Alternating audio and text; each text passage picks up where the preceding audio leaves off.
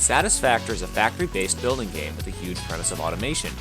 The game's concept is very simple, but can be taken to a complex extent with huge megabases and bus lines, so pretty much start small, then expand. The game is highly addictive. You could even call it digital crack for how good it is. By the time you start playing, you won't realize that 2, then 4, then 6 hours have passed. Let's say you'll forget the concept of time when playing. The premise for Satisfactory is quite simple and can be summarized into one phrase: output, input, refine, repeat. The first items you make are very simple, but as you progress, things can get quite complicated and fast. The game's end goal is to automate specific parts for project assembly and to send them up the space elevator. If you take a look at Factorio and then look at Satisfactory, you can see a huge difference. One takes on the more industrial and grimy look while remaining 2D, the other takes that industrial look and adds a third dimension to it. Satisfactory is visually appealing.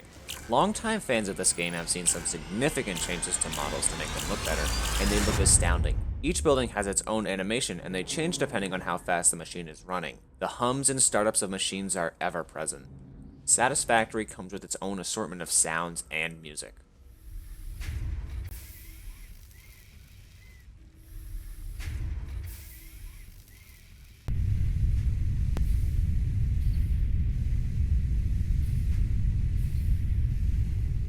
The sound quality is great, and it doesn't just do a good job, it surpasses it and does an outstanding job of making things feel lively and wild. And for those Queen fans watching, take a listen and you'll get the reference.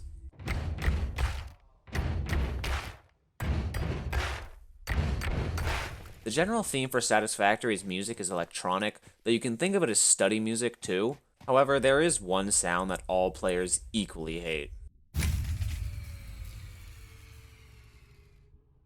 The game doesn't actually have an ending yet, at least.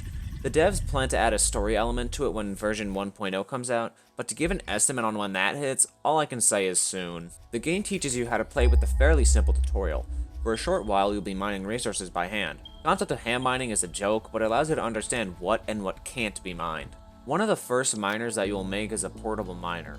It allows for faster mining, but the downside is you still need to pick the items out of it and then handcraft them. Handcrafting becomes a thing of the past once you unlock constructors and smelters. This is when the game starts to kick into high gear. Things can be automated at a much faster rate than by hand, and it allows you to slowly or quickly understand the mechanics of automation and factory building. There has to be a better way, right?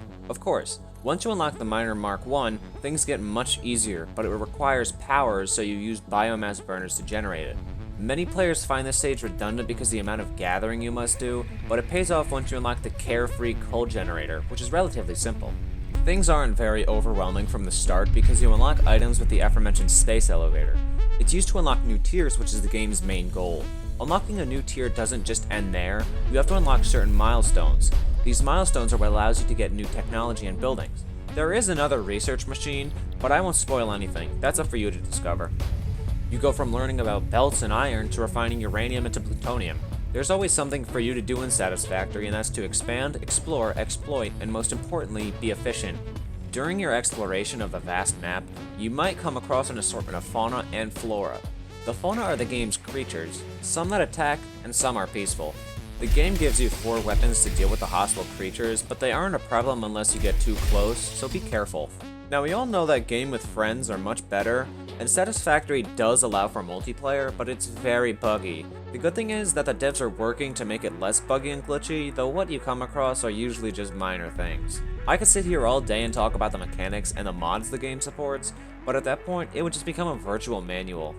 Satisfactory is an outstanding game, and with its price of $30, it's a steal.